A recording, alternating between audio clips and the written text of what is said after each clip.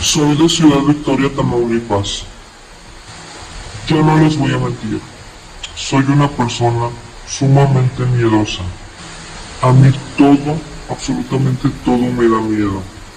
Les quiero compartir una historia. Esto me pasó a mí. Desafortunadamente desde ese entonces le tengo miedo a los muñecos, en especial a los payasos. Eran vacaciones de verano. Había llegado familia de fuera. Estuvimos conviviendo un rato. Todo iba muy bien.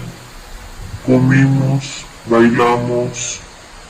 Mis sobrinas me dijeron que tenían ganas de ir a la plaza.